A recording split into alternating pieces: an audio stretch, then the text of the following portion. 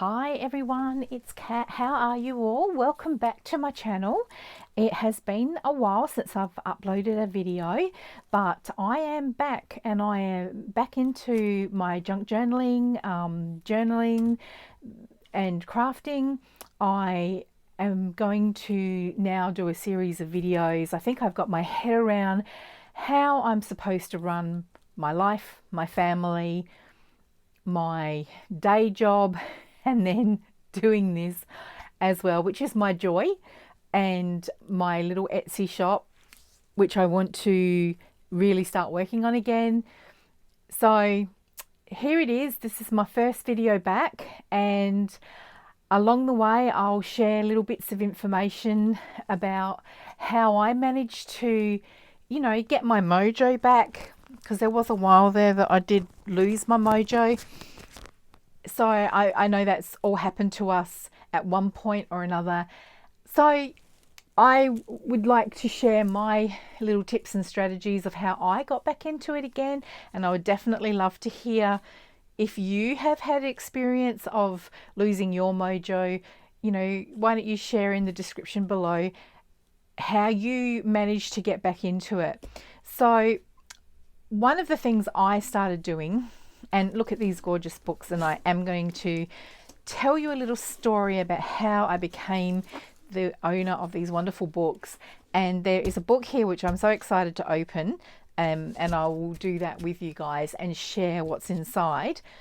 But I have got into a little bit of digital kit making. So there's something I did teach myself, and I have got a few kits on my Etsy shop. But I have got a kit that I am finishing off. I mean, I finished it, but I'm just formatting the pages. And my next video, I will, or maybe not my next video, but the video after that, I will show the pages, and we will do a little bit of playing around with it. But getting back to these books, so of course I went down the rabbit hole of copyright and public domain images. So just on that, I do want to, let me show you this first book here. Now these books here, I did get these off eBay, and these are all 1800s. So these are definitely free of copyright, and they can be scanned, and I can use the images in digital kits. So because I've had a break for a little while, I've been watching some new YouTubers, and I just wanted to remind everyone that you cannot just take, for example, you cannot take some stamps and okay, hold on. Let me get down my little basket here. Right, so I've got my stamps here. So for example, I cannot take this stamp, or I cannot take these stamps, and I cannot stamp them onto a piece of paper and make a beautiful masterboard or a beautiful collage, and then I cannot scan that image and then sell it in my Etsy shop. That's breaching copyright. What I can do is I can stamp on a piece of paper, and then I can use that in my journals, and I can sell them for handmade. Now, it's always a good idea to check with the manufacturer of those stamps, because there's such a thing as angel policy, and they may not even want you to do that. So that's why I tend to go for like Tim Holtz stamps, or I go for stamps where I know that I'm allowed to stamp those images and use them in my journals, and then I can sell them. So I just wanted to, because maybe some of you newbies have missed the boat when this all kind of blew up a couple of years ago, or even maybe longer actually, probably about 3.5, 4 years ago. And we all learnt about angel policy, which has been around forever, but people do tend to forget about it, and especially when you're newcomers, you don't hear about it. So I, wanted to get back into the digital kit making, and I went on and found a whole lot of public domain images, but I also wanted to start building up my own collection. So I hunted down some books, and so this is one of the books that I got here, and it's got these absolutely gorgeous pages that I can scan, and I love the old writing in there, the wisdom of the ancients. And on the back, I mean, look at the cover there, the cover and the back, I could scan that and use it as a journal cover. And then on the back, it's got these lovely advertisements in the old antique style. So I will scan those, and the book is lovely. I mean, the spine is a little bit broken. I don't know that I really want to cut these books up and use the book pages, but who knows. So this is another one. Now, the thing that appealed, that I was attracted to, is that it's got, now I don't know, I think that's German writing. I did do German in high school, and I think it's German, but I love the text, and I thought that would be good as well. There's just, these are so old, there's actually no copyright. Now these pages are falling out, so I could probably sneak 1 or 2 pages, maybe in a journal or maybe in some collage work, but yeah, I don't know, they're so beautiful and old. 30 RPB, so yeah. Now there's this one here, again, this is 1800s. I cannot read what that says, but look how beautiful that cover is. And when I saw this, I thought, oh, that would make a beautiful, like a journal. And I could imagine some lovely lace there, and probably just really pretty much leave the cover as it is. Might look about repairing it a little bit, but I don't know, I just love the age of it. But it's the Life of Charles Dickens, Volume 1, and Chapman and Hall. And again, inside, it's got some beautiful old aged paper pages, and look at that beautiful print there. Now I think I'm okay to scan these, because this is, again, this is from the 1800s. So I think if I've got my theory correct, this is fair game. See, it says down here, letter to the editor, 16th of February 1874, 1812 to 1836. So I'm going to go back and have a look at the listing, but I am fairly certain that this is definitely 1800s. And autograph of Flyleaf page, autograph of Dickens, 1837. So I don't know what a flyleaf page is, but I'm assuming maybe that's what his signature was. But anyway, this is just such a beautiful book. Look at the illustrations in there. Charles Dickens. See, 1839. You know, I will definitely do my research before I scan any of these, but it's just so lovely just to have that. Now this one here, this is the Bristol's Tune Book, and this is an amazing story. Look at the beautiful cover, and if you look really carefully, I don't know if that shows up, but you can see that this was once a red book. So you can imagine when these were brand new and shiny, and it's all just worn away and just this little bit of red. And look at the beautiful embossed cover. The spine is broken, but that's fine. But look what else I got. Got these photos. Now these photos, I don't know who these gentlemen are, and I don't know what year that is. It says October 2441, so I'm guessing that's 1941. It looks like the fashions of 1941, so yeah, I would say that that is 1941. But look at these gorgeous little children. Now, it's a postcard, but I know that you used to develop your photos, and on the back they would, because I've got family photos myself that have got that on there. But that is, I just love that. That's gorgeous. I think I'd be okay to scan these, to be honest. If anybody knows or knows otherwise, please tell me. This is a more modern one, the Brays.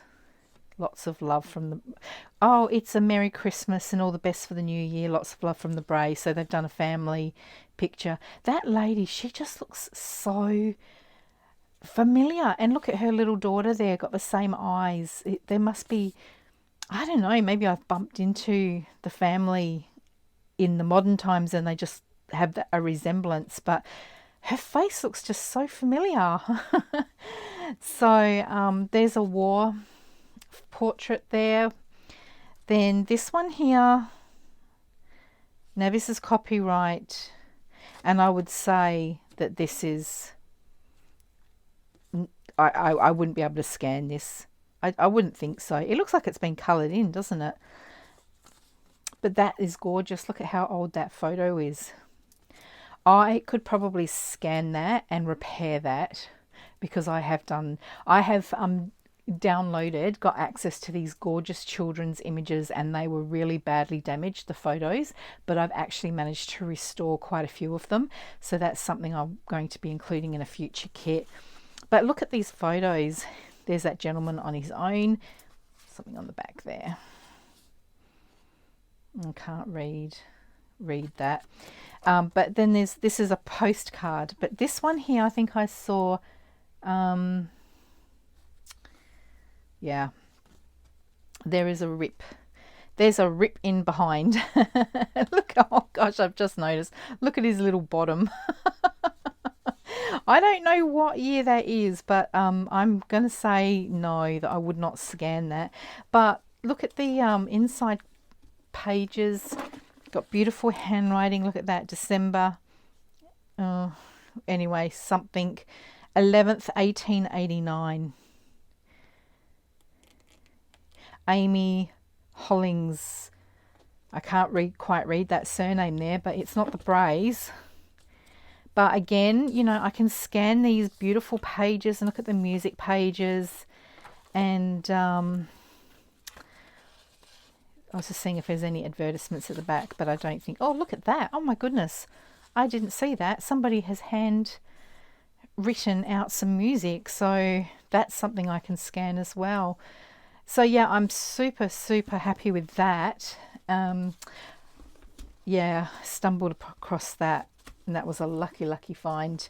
I have got another book arriving in the mail, and it's falling apart. But from memory, I think it's another 1800s book. And she asked me, was I sure I wanted it because it was falling apart? And I said, absolutely, got no problem with that.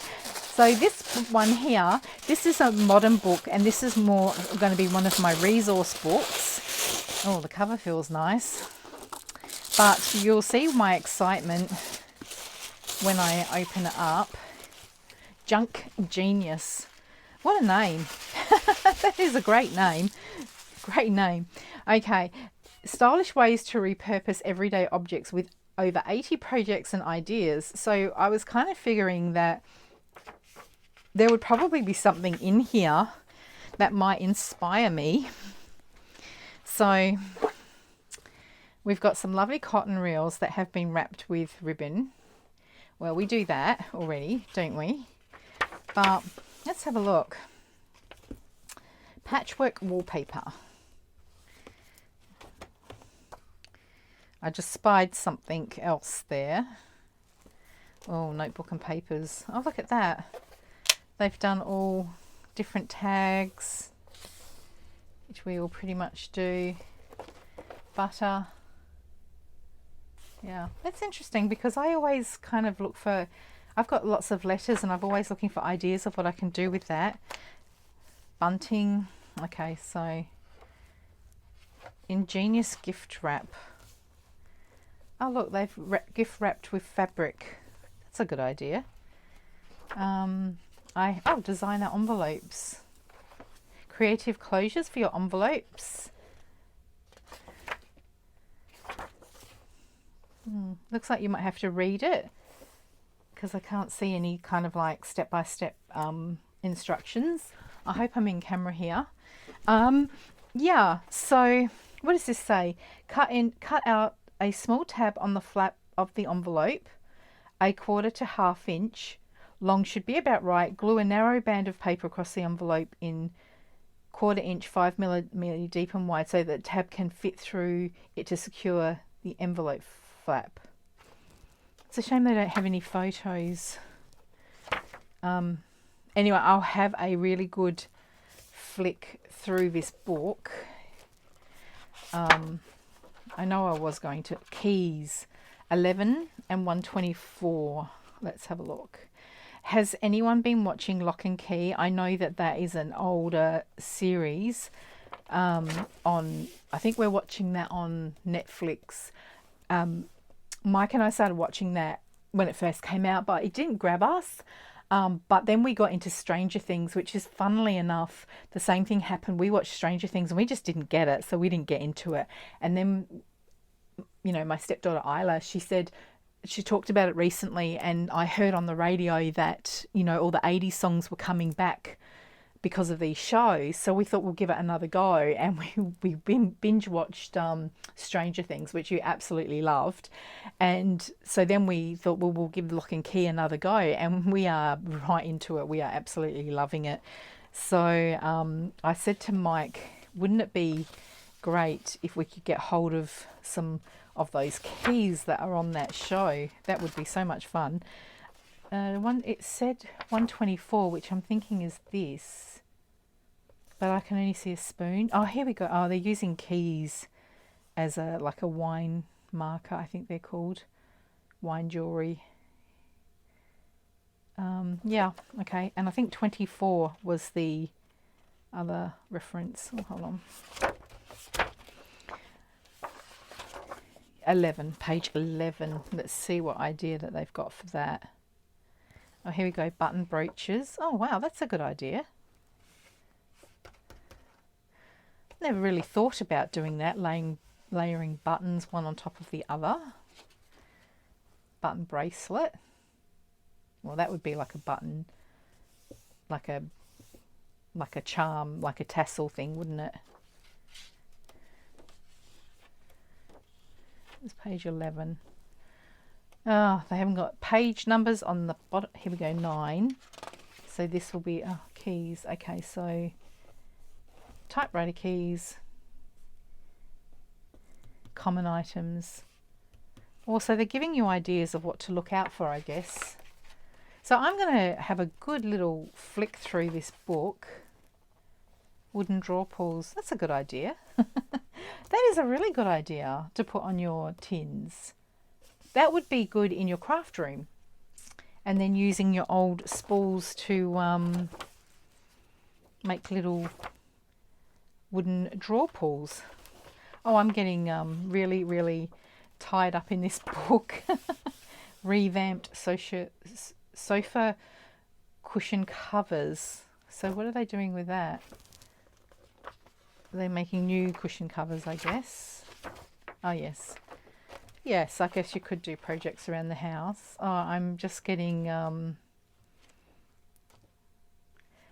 labels and tags for homemade preserves. Oh, they're so sweet. Yeah. I mean, we could just get inspiration, couldn't we? So, yeah, you can see I'm super, super keen on this book. Embroidery or needlepoint paper patterns are charming on a wall in a small space like this shelved alcove.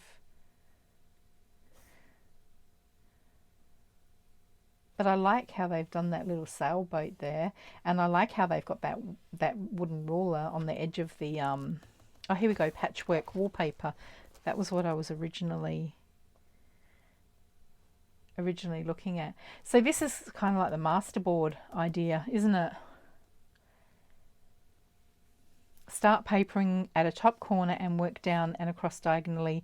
You don't need to cover the entire wall as you go. Just randomly cover the wall or area once and then go over it again with a second layer, filling any gaps. So it's a good way of you know, doing a masterboard if you get stuck and don't really know where to start. So I might, yeah, have a good look through this book and see where the inspiration takes me, and then we could do some tutorials. Oh goodness, isn't that so lovely? Simple tape measure rosette. Well-worn fabric tape measures often turn up at flea markets. Well, I can give you the tip. In Australia, I don't think they do. Where's this book? London, New York.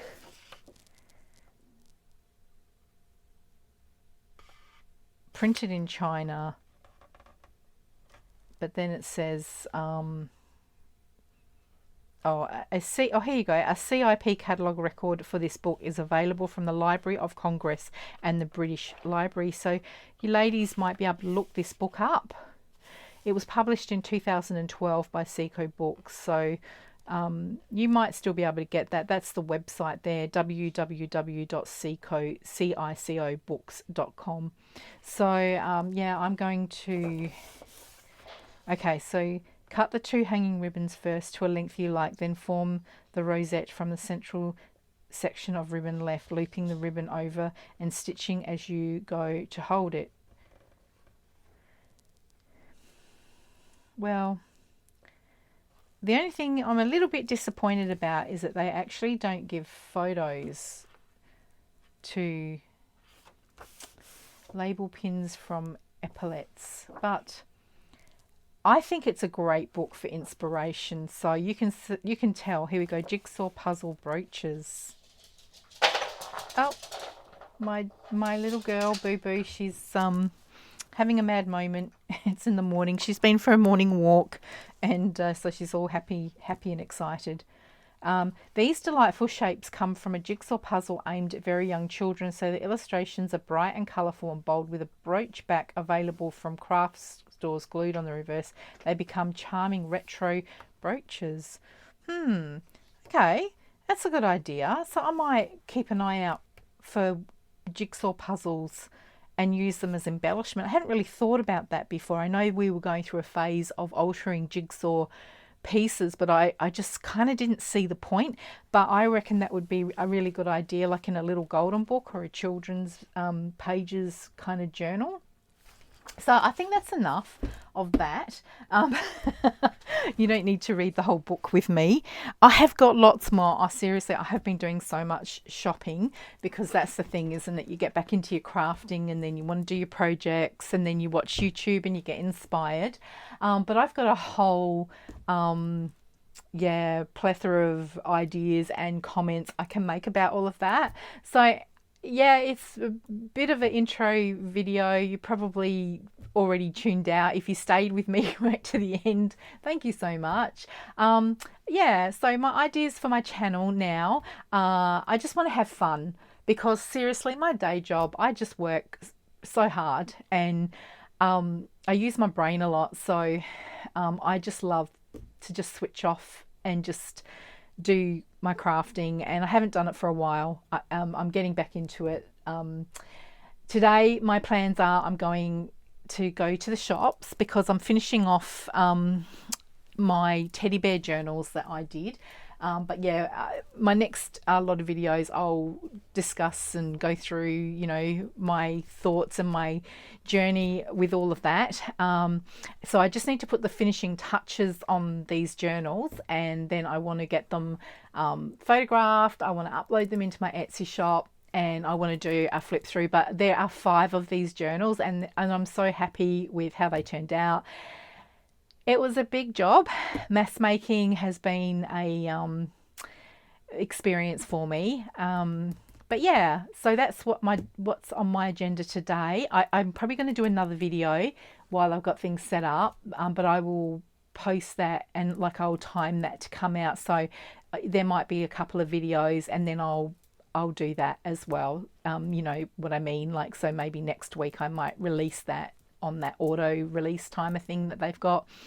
So, but I'm thinking smart, because while I'm here and I'm filming, why not do a couple of videos but save one for later on, and that way I can get a little bit of consistency with my YouTube uploads and having content out there. So yeah, lots to talk about, lots to share. So anyway, that's me for now. I've got to get on with my day, so I will see you soon. Bye.